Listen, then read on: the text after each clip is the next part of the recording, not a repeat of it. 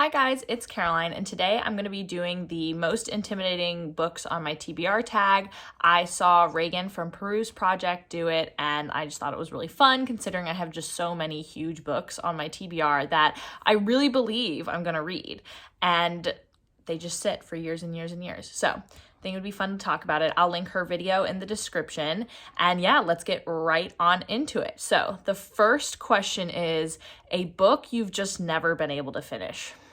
So I don't know if anyone else did this like high school scholarship thing that the Ayn Rand, I might be pronouncing her name wrong, foundation does, where you can read one of her books, write an essay, and they give people money. And so I read The Fountainhead by her, which I thought was equal parts really boring, fascinating, weird, and upsetting. I don't know. There was a lot of weird stuff in it, and I don't agree with her philosophy at all, but whatever, she's important. And so I thought in college that I was going to do their college version of the scholarship, which is on Atlas Shrugged. So I had a whole thing for myself freshman year on this is how many pages per week I'm going to read, and then I'll be able to finish it and write this essay in time. Never happened. But I had made it 300 pages into this book. So I thought, nope, I'm still reading it. And it wasn't until probably about a year and a half ago, literally 3 years down the line, that I said, I'm not finishing this. If I ever read this, I'm going to have to read it from the beginning again. And I do think one day I will read it, but this is a book that I just never finished, which I almost never don't finish books is the thing. I don't DNF, okay? So this was really hard for me to say. Okay, next up is a book you haven't had time for, which all of these. But I think the one that probably fits that description the best is The Luminaries. Now, this is a Booker winner, and she's the youngest person to ever win the Booker. I took a class on the Booker. Also, this is set in 1866 in New Zealand's gold rush, which I just find so awesome, so fascinating. I'm really into the 1800s, particularly British culture. And I know New Zealand is not Great Britain, but it is sort of in the English-speaking world. So I just find that really intriguing. I've heard a lot of great things about it. They're adapting it into a TV show, so my time is now. It's really daunting, and I know that it's gonna read closer to a Victorian novel in its literary style, which I love. It's just when I'm working full-time, I'm do I have the brain capacity for this? If I'm only gonna be able to read 20 pages at night, I'll just be here for forever. So I just haven't had the time for it. Next one is a book you haven't read because it's a sequel. Now, no one come for me, but that one would be The Mirror and the Light by Hilary Mantel, which this is the third in the sort of Cromwell series. And I've read Wolf Hall, I've read the second book, Bring Up the Bodies, and this one terrifies me because Wolf Hall took me 3 months to read, even when I was in quarantine not working. I just put it off. I just couldn't make it my primary book. I found it boring. I had to use audio to get through Bring Up the Bodies, which worked a lot better for me. But reading these physically is so difficult. It reads kind of like a history. Everyone has the same name. And I actually wasn't as familiar with this historical story as I thought. However, despite the fact that I didn't know a lot, I knew all the main plot points, so it felt like it really dragged, but I didn't know enough about the intricate details so that I didn't understand a lot of what was happening in the day-to-day. So it felt plotless because I know how it all ends up. I know who dies. I know this king has so many 6 wives. I can't root for that first wife. I know she's gone. And this one's the longest of all, I think by a lot. I'm pretty sure it's 700 pages. Oh God, it's 750. That terrifies me, okay? That terrifies me, especially because the 400-page book, it just took me forever. So next question is haven't read because it's brand new, and that would be the Inheritance trilogy. Just the whole trilogy. I got it for Christmas, and I like this bind up. I'm really into the bind up vibe, and I like the floppiness of it. However, I maybe played myself because this is actually a little bit intimidating for me because it feels once I pick it up, I just have to go straight through it, which is how I like to read my series anyway. So I don't know why that's daunting, but it feels like a commitment, as you can see.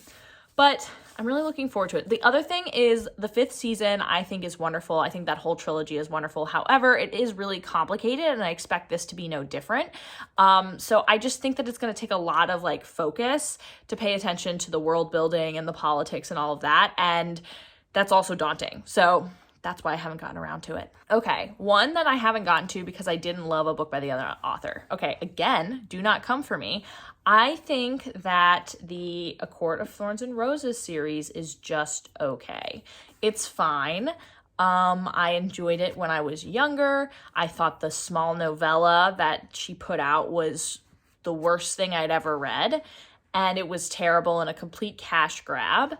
And then I just have no interest in A Court of Silver, like whatever, the new one. I can't do that to myself. However, I've always been interested in the Throne of Glass series. However, it is intimidating because I wasn't like in love with A Court of Thorns and Roses, and this is like what she's more famous for, I think. And I just feel like I should read it and give it a go. I've got a few of the books in the series that I've picked up used, and I want to try my hand at it. But it's really big, and like the first few books aren't really that scary, but they get to be 600 or 700 pages, like real quick. The final books in the series are chunky boys, and so I'm just nervous that I'm going to sign myself up for like a 3.5-star roller coaster, and I'm just going to be on this ride for years. The world just loves A Throne of Glass or hates it, and I want to love it. The next one. I don't even know why I own it, but I do know why I own it. So the next question is a book you've read because you're just not in the mood. And to be honest, I don't know if I'll ever be in the mood. And that is Ulysses by James Joyce. Now, I hate Faulkner. I know James Joyce is not Faulkner. I hate stream of consciousness, particularly older stream of consciousness, particularly by white men, particularly classics. I have a real issue with it. I think some stream of consciousness-esque books I've read today are not so bad, but I studied literature in college and I never was forced to read Ulysses. I focused more on British literature. I kind of wish I had taken a class on it so that someone could tell me why the heck we still read it. This edition is very pretty and very aesthetically pleasing, and this is something that, as a person who has a degree in English from Harvard, I just feel like I should have read, even if I hate it. That's how I felt about Moby Dick. I read Moby Dick and I thought it was meh. I feel like I'm going to read this and absolutely despise it, but I want to have read it. I want to be one of the people that groans and says, yes, I've read Ulysses. And I hate that about myself, but I don't know when I'm going to read it, because I used to read these books because classes made me, or like a book club made me, and my book club has no interest in Ulysses, and I don't take classes anymore. So, will I be 85 reading Ulysses? It's possible, but I own him, and he's pretty, and he's got that going for him, and nothing else. Okay, so the next one, because it's humongous, and not just this book is humongous, but like the whole series, and that would be The Way of Kings, which I just have not opened because I don't know. I'm of two minds. On one hand, I'm nervous I'm going to open this and want to binge read the entire 4 books that are out, and I don't want to do that because I want to own them all in paperback, and the 4th one's not out in paperback. Also, the first 5 are supposed to be sort of like an arc, and then he's going to write another 5 in this series, and I don't want to like commit and just binge them all until book 5 is kind of like in our sights, because we have no date for that. Like, we know in general when he likes to come out with stuff, but we have no date. So I'm nervous in that sense. On the other hand, I'm nervous because it's just so large, and like, I'm nervous to be like in this, I'm nervous that like, I don't know, if I want to read it so badly, but I'm also so terrified that it's going to take me years and years and years. And I want to like love it, and I think I will, but I want to be able to like focus on it, because if I just let it linger and sit with me for months, then it's going to really decrease my enjoyment of it. So I'm like, I just like have to pick it up when I have the time for it. And when do we ever have the time? So, but I do love Brandon Sanderson, so I know I'm going to love it. Don't look at me. Okay, the next prompt is a book with a pretty cover, but it has meh reviews, and nothing fits this prompt better than A Winter's Promise by Christine Davos. These covers are beautiful, and only the first 3 are out, and I've heard such mixed things. Like, some people have said, oh, it's fine. Some people have taken real issue to it. Then I've heard people like Reagan from Peru's Project who absolutely loved this book. Yay. I was so excited to jump on that train. And then she got to the third book and then like quietly DNF'd it. And I don't know that we ever really got like closure on why she just thought it was bad. So now I'm nervous because some people don't even like the first one, and then some people go on and they don't like the third one. So I'm like, why am I, but they're so pretty, and each one kind of has this pastel color with this vibe, and I really want to read more translated works, so I'm very stressed, and that's why it intimidates me. Last but not least, because Ulysses is least, we have the most intimidating book on your TBR. Drum rolls, please. Once you see it, you will not be surprised, because anyone who owns this book, this is the most intimidating book on your TBR.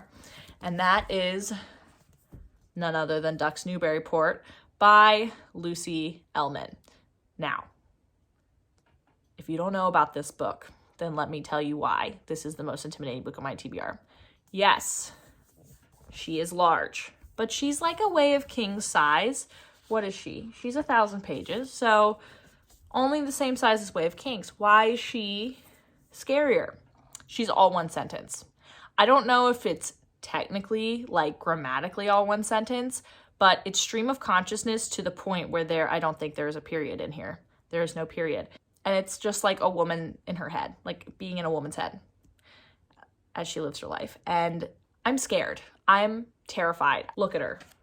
I mean, how intimidating is just the rectangle of text. Where do you put your bookmark? Let me know. Okay, so those are a bunch of books that really freak me out, or that I wish I was reading and I somehow seem to be not reading. They're all over the place. But let me know the most intimidating book on your TBR. And of course, this is a tag video, so feel free to feel like I've tagged you. Bye!